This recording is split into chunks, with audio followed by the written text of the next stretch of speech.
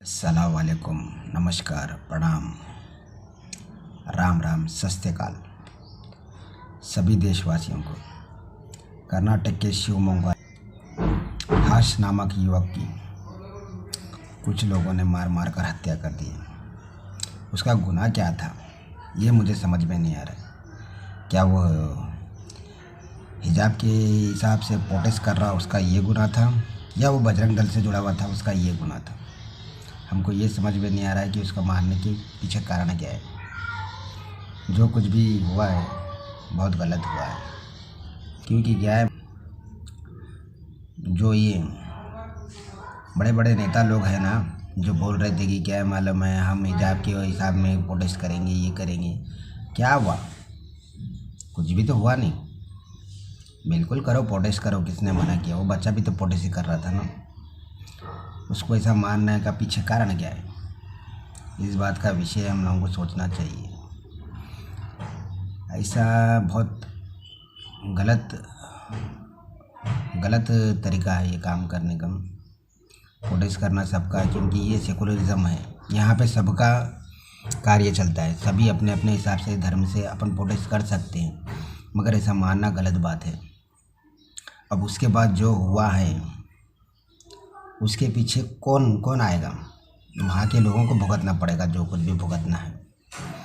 अब समझो किसी के घरों पे पत्थर आ गए, ये गए वो गए, जो कुछ भी हो रहा है वहाँ का माहौल हो गया है। अब जो उसमें कारण किसका है? क्या नेता तुम्हारे कने आके बैठेगा?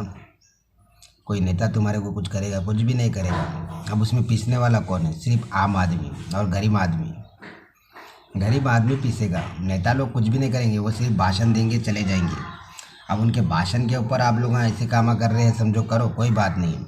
एक बात हमेशा याद रखना, पहली बात क्या है कि स्कूल, कॉलेज और जो सो army, police, air force, air host, जो कुछ भी रहा वहाँ पे यूनिफॉर्म रहता है।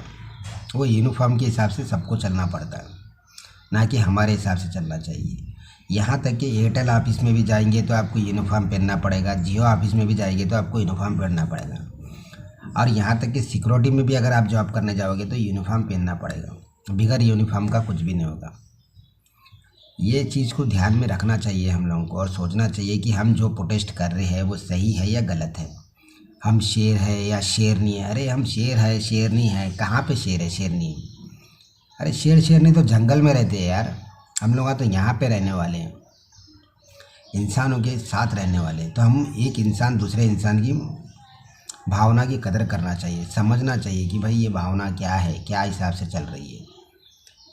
ये चीज़ों को हमको सोचना चाहिए, ना कि सरकार सोचेगी। क्योंकि हम देश को हमारे आज़ाद होकर 75 ईयर्स हो गया है, फिर भी आज हम लोग वहीं पर है जहाँ पर पहले थे।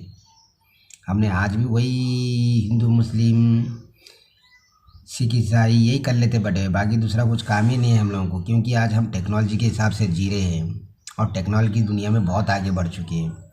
हमारे को ऐसी चीज़ें सोचना नहीं चाहिए। जो चीज़ है, जो हमारा राष्ट्र ध्वज है, राष्ट्र के हिसाब से चलना है, वो राष्ट्र के हिसाब से विचार करना चाहिए, और एक इंसान दूसरे इंसान को समझना चाहिए, ना कि ऐसा क्या है मालूम है सोचना चाहिए। एक दूसरे की भावना की कदर करना चाहिए। अब ये जो सिलसिला हुआ है ये यहीं पर रुक गया तो बहुत अच्छी बात है। अगर ये सिलसिला और आगे बढ़ा तो किसी नेता का कोई नुकसान नहीं होने वाला है। उसमें नुकसान होने वाला है सिर्फ गरीब आदमी का, जो रोज़ कमाता है खाता है, उसका नुकसान होने वाला है। ये सोचना चाहिए कि हम आने वाली पीढ़ी को क्या दे रहे हैं। आज जो हम कर रहे हैं क्या वो सही है? अगर हमारी नज़र में ये सही है तो ठीक है, कोई बात नहीं, मगर जो आने वाली पीढ़ी है वो क्या करेगी? जब 75 ईयर्स बाद भी हम लोग आज भी वहीं खड़े हुए हैं जहाँ पहले खड़े हुए थे, तो देश उन्नति कैसे करेगा? एक दूसरे की भावनाओं को समझकर आगे बढ़ना चाहिए। बस हमारा यही कहना है कि क्या है मालूम है, हर जगह एक यूनिफॉर्म रहता है, उसको समझना चाहिए, ना कि क्या है मालूम इसमें प्रोटेस्ट करके मैं शेर हूँ शेरनी हूँ, ये सब नहीं करना चाहिए। ओके, जय हिंद, जय भारत माता की जय हो।